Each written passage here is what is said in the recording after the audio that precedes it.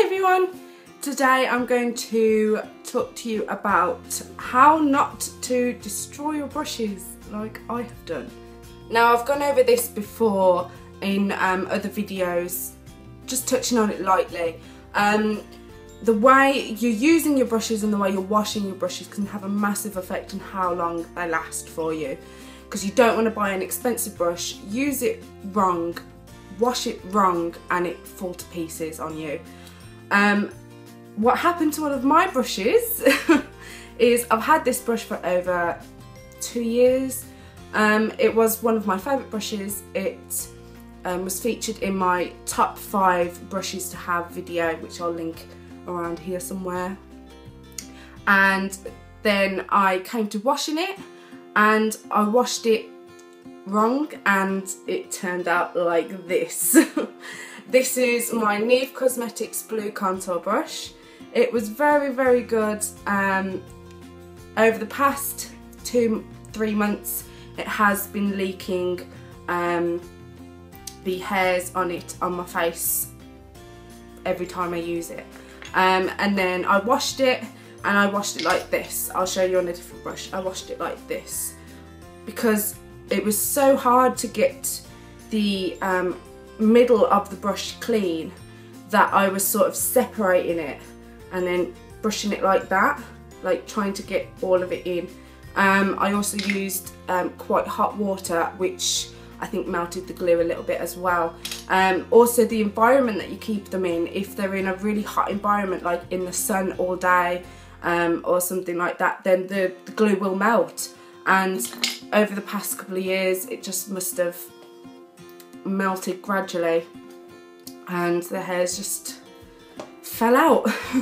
So I'm not happy about that. But before I broke the brush I bought a new one, which was the Real Techniques blush brush, and it looks like this and I like it a lot better. I also bought this one, which is the Real Techniques setting brush. Now I used to use this one for contouring and blush because it was really soft and it was quite thin so I could get in my cheekbone, but I wanted 2 separate brushes because especially when I'm doing other people's makeup, I don't want to have to clean this for 5 minutes in the middle of the makeup to then use it again. So I wanted to buy 2 different brushes that would do the same thing. So this is really good because it can get in there, it can get there, and it can get there really easily. It's thinner than the E.L.F Cosmetics brush to do there especially. And then this one is really soft, so I can get really nice even distribution of blush on my cheeks.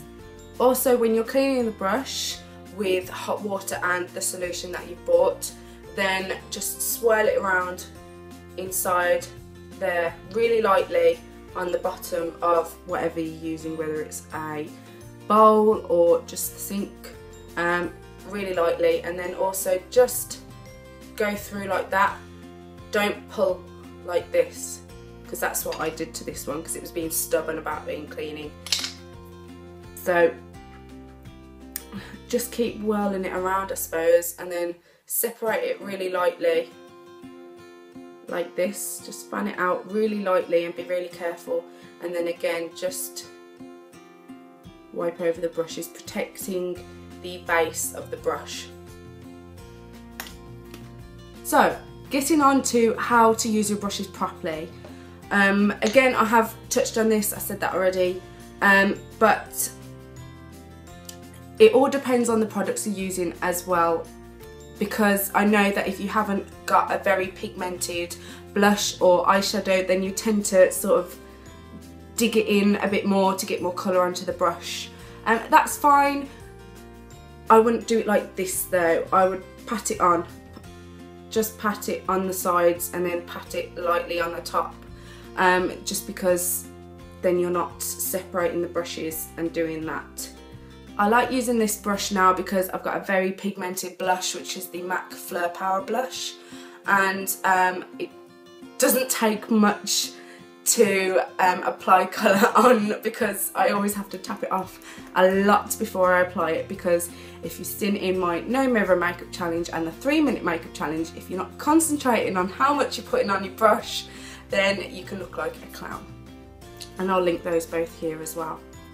So, powder brushes, you really want to go lightly, just like that. You don't want to move your face at all, you don't want to be pulling it up, like pulling your cheek up or anything like that. You just want to be nice and light. And then with eyeshadow brushes like this one here, pat it into the colour, not do that. Now onto cleaning your brushes. You need a good brush cleaner. I use Surgical Spirit, which is like pure alcohol, so it just cleans everything, like 99.999% of bacteria off the brush, and I've got it in a little squirty bottle. You can get that from Ellison's. I'll link it down below. It's sort of like a warehouse sort of thing, so you can buy things in bulk or you can buy it in little things as well. I bought the big, I think it was 2-litre bottle of the Surgical Spirit, and then I bought the empty spray bottle and a funnel to keep putting it in there, because I don't want to carry around a 2-litre bottle with me. So what I do for that usually is I spray it onto a towel or tissue. I like using a towel at the moment, just because then I'm sort of saving the environment, because the amount of tissues I can get through from cleaning brushes is enormous. So I use like an old tea towel, and then I put it in the wash once I've finished, and then use it again. So I spray it onto the cloth or a tissue, and then I just lightly do that, and then I spray it onto the actual brush, and then again lightly mix it around. To clean it properly, that's when I'm on the go and I need to clean it quickly and try and do it as efficiently as possible. When I come home, I clean them again. I dip the brush into Surgical Spirit, wish it around and leave it to dry overnight. You can also use a brush cleaner. You can get 2 types of brush cleaner. You can get like a liquid form, you can get some that you have to mix with water, and you can also get like a spray bottle form, which is liquid form. When I couldn't find my Surgical Spirit, I used E.L.F, which is eyes, lips, face cosmetics brush cleaner. That was, I think, £1 or £2, and then that was in a spray bottle, and then the one that you mix with water was £2–3 again. It was really cheap, really easy, so if you don't want to keep having to wait overnight for your brushes to be clean, then I would recommend buying a spray bottle. But wash it properly with the one mixed with water once a week, depending how much you use the brushes, because a lot of build-up can get on a brush, especially foundation brushes. You don't want to use old foundation onto your skin because it won't do it any good whatsoever. So for foundation brushes especially, I would spray them every day and wash them every time you use them, or you can do it before or after you've used the brush. The E.L.F products down below as well, they are really worth getting. I just give it a quick spray. It dries practically instantly with the Surgical Spirit. I must warn you, it is flammable, it is harmful for your skin if you keep putting it on your skin. On your brush it's fine, let it dry, then use it. But not directly on the skin. You have to keep it out of the way of kids, of knocking over, anything. Just be careful if you're going to buy Surgical Spirit. So for novices, then I would recommend buying the E.L.F brush cleaner. That's the only one that I've seen so far that comes in a spray bottle. I know MAC do a liquid form, but I'm not quite sure how easy it is to clean the brushes. If you just want a quick clean, then I would recommend buying a spray bottle of something. And the last thing to do from keeping your brushes from being destroyed like mine did, I would keep them in a safe, clean place. The Real Techniques brushes comes in this little folder, and this is perfect for keeping your brushes safe and clean. Wrap them up, they're not going to get damaged in that. It comes with this one in that thing there, and then I've put the setting brush and the blush brush in here as well, so I can keep those together. I can keep this in my makeup bag, which is fine as long as I know that no products are going to leak onto it. But it needs to be big enough that you're not going to catch the zip in it or anything like that, because that is also going to damage the brush, because that's happened once or twice. Can you see all these ones that are sticking out here?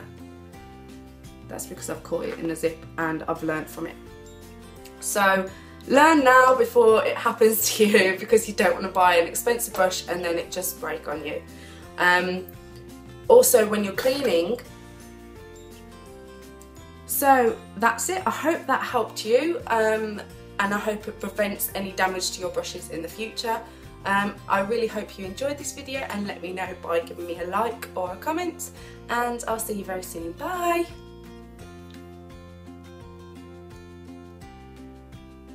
A like or a comment, and I'll see you very soon. Love you, bye!